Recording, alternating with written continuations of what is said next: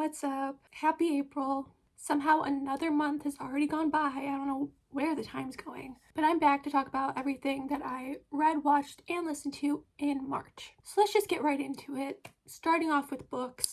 I read 3 books in March, and I know what you're thinking. Alyssa, you said you were gonna read a book a week. I don't have an excuse. It's not happening. We're 3 months down in the year, and in 2 of those 3 months, I was behind on my goal. But hey, it's only April. I could still catch up. I could still make it up somewhere. Have a little faith in me, okay? Please. The first book I read in March is Sunburn. I enjoyed this book. This is about a girl named Lucy who lives in Ireland in the 90s. And she has this childhood best friend named Martin. And everyone expects them to get together and get married and have kids and all that, whatever. The problem is, Lucy doesn't like Martin. Lucy likes her best friend Susanna. So guess what? She secretly starts dating Susanna. Because she's like, I can't let anyone know about this because it's Ireland in the 90s and I'm surrounded by religious people who think gay people are going to hell. So she doesn't tell anyone. And some things happen. Clearly I have a great memory. Whatever. Some things happen. She starts dating Martin to get her parents off her back. But also, while she's dating Martin, she's still also dating Susanna. And obviously that gets messy and whatever. And then you'll have to read it to see how it ends. That's the gist of it. The second book I read was Severance. I've been wanting to read this for a while, and I found it at Half Price Books, and I was like, okay, I guess now's the time. Actually, I got Sunburn at Half Price Books too. Me and Half Price Books are like this. It's kind of concerning how often I'm there. Anyways, Severance, kind of spooky. This book was published in 2018, but the parallels between some of the things that happened in this book and COVID, spooky. I can't imagine being someone who read this when it first came out and then a couple years later having COVID happen. I think I'd have a mental breakdown. You're lucky that wasn't me. That's all I'll say. And on top of that, it hits a little too close to home because there's a random, I haven't even told you what this book's about. I'll get there. There's a part in this book where they're we're going to the IKEA in Schaumburg. Why are you in my house? Why are you in Schaumburg right now? I was you're freaking me out. You're really freaking me out. This girl, Candace, she lives in New York. She's doing something in publishing and Bibles. I'm not sure. This fever starts to spread. People are getting sick. People are dying. The situation's getting dire. So people start leaving New York. She's the last one there and she's still working. It's the end of the world. She's still working. Capitalism. But then eventually she meets up with these group of people who are also still alive, and they're traveling together, trying to survive together. That's how they ended up at the IKEA in Schaumburg. Every month I try to read at least one nonfiction book. In March, the nonfiction book I read was Dope Sick: Dealers, Doctors, and the Drug Company That Addicted America. This is about the opioid epidemic in the US. There was this pharmaceutical company, don't quote me on this, but I think it's Purdue Pharma. They started sending these drug reps into the doctor's offices in Appalachia, whose population has a lot of people that are poor, that are homeless, that are disabled. All those things can be interconnected, right? And these drug reps come into the area and they're these people are in pain. We have the medicine for you, Oxycontin.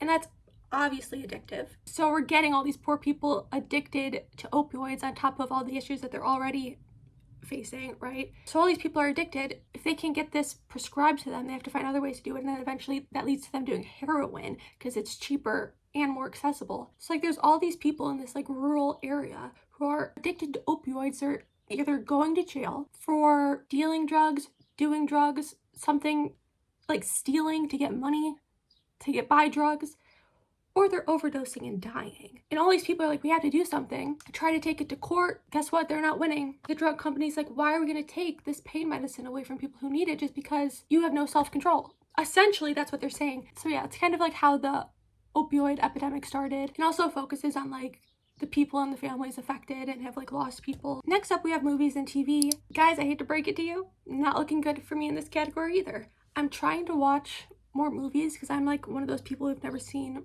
any movie, no matter how popular it is. I only watched 2 new movies this month. I'm slacking in every department. The first movie I watched, another case of me hating something that's super popular and everyone loves. This time, it's When Harry Met Sally. I watched it for the first time and I hated it. I put that on thinking I was gonna have my life change because everybody loves it. It's one of the most beloved rom-coms ever. and I absolutely hated it. First and foremost, Harry's obnoxious. He's insufferable. He is absolutely insufferable. On top of that, ugly. Like, what does he have going for him that makes it believable that this woman who, like, has made it very clear that she has different, like, values and morals than him suddenly falls in love with him? What does he have going for him? Absolutely nothing. The whole gist of the movie, he's like, men and women can't be friends. They're always gonna end up sleeping together. And Sally's like, no, that's not true. And what happens? They become friends and then they sleep together, proving his point. Like, I'm not having it. I'm not having it. Then the second new movie I watched was Death Becomes Her, which I liked a lot more. That's just pure fun. It's like these two women and they're kind of like fighting over a man. They take this potion thing, right? Because they're getting older and they're like not liking the way they looked. So they take the potion, make themselves look younger and better. Surprise, it makes them immortal. So they start killing each other. They start killing each other because of this man, because they like, one wants to be with him and then like blah, blah, blah. But they keep coming back to life. I don't know, it was fun. I had fun. March was also like a heavy live music event documentary month for me. First, I watched the Harry Styles One Night Only thing that came out on Netflix with his new album. It was fine. Then BTS had their comeback live on Netflix, which phenomenal. Can always count on BTS to give you a good performance. And they also had a documentary on Netflix, which I watched. Then I watched the Hannah Montana like 20th anniversary thing. It was fine. I don't know. I wish there was a different interviewer. I'm tired of what's her name? Call her daddy everywhere. That brings me into my TV shows. After I watched the anniversary, I started rewatching Hannah Montana, the TV show. Now, at my big age, tell me why I still enjoy watching Hannah Montana. Like, I know it's a children's show, but like, I'm enjoying myself. Maybe it's just the nostalgia. I don't know. I'm having a good time. I was watching with my mom. She's laughing. She's older than me, obviously. She's my mother. But I'm like, this is a timeless hit. Another show from my childhood that I watched this month was Courage the Cowardly Dog. They put Courage the Cowardly Dog on Tubi, so naturally I was like, I have to watch, because that was one of my favorite shows from when I was a kid, and I kind of just like put it on as background noise when I'm like doing other things. I love that show. Here's the thing though, as I'm rewatching it as an adult, I'm like, I'm noticing some parallels between me and Courage. Like, did I love Courage the Cowardly Dog so much as a child because I saw myself in Courage? Like, I'm creating problems that don't exist and getting anxious about them. I don't know, did little me see myself in Courage the Cowardly Dog? I think she did. Like, come on, anxiety representation. Like, I didn't even know I had anxiety back then, but I did. And then the last TV show, I am still watching RuPaul's Drag Race every week, unfortunately. Flashback. In case you're curious, I'm rooting for Jane Don't this season. I think she's phenomenal. End of flashback. I'm over it.